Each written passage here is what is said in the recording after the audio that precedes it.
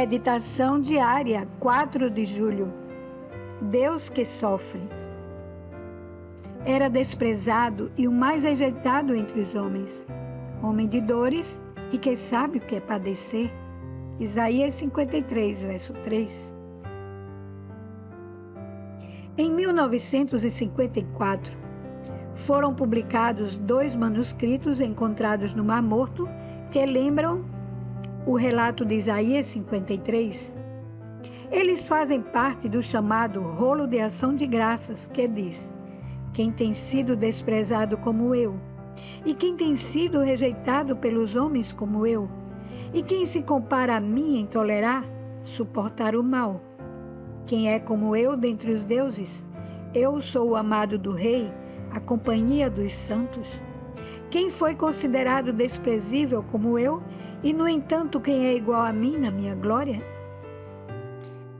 Esses manuscritos foram terrivelmente danificados, enquanto os demais estavam normalmente enrolados, levando alguns a suspeitar que isso não tenha sido acidental.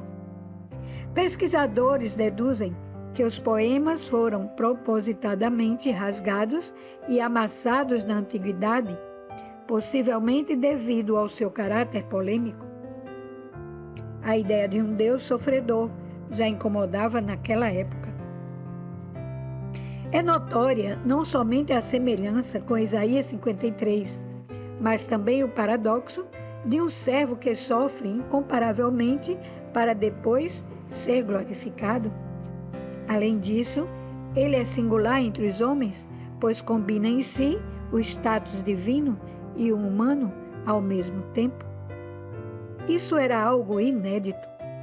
Note a comparação entre a retórica, quem é como eu dentre os deuses, e o texto de Êxodo 15, verso 11, que diz: ó Senhor, quem é como tu entre os deuses? Parece que o texto foi escrito para falar em primeira pessoa sobre um certo mestre de justiça que poderia muito bem ser o Messias que todos esperavam. O poema se assemelha a uma autobiografia messiânica, semelhante ao Salmo 22, que faz alusão tanto ao sofrimento de Davi quanto ao do Messias. Como podemos observar, a crença em um Deus que se tornou humano e sofreu neste mundo é uma herança polêmica e milenar. Antes mesmo do nascimento de Jesus, já havia aqueles que acreditavam nisso e aqueles que se incomodavam ao ponto de destruir essas ideias.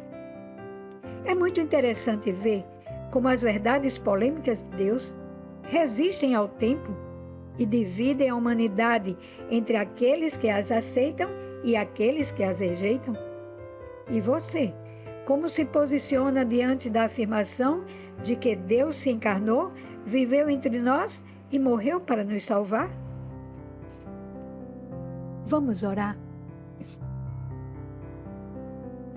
Grandioso Deus, louvado, engrandecido seja teu nome. Nosso coração é grato a ti, Senhor, pelo Deus que tu és.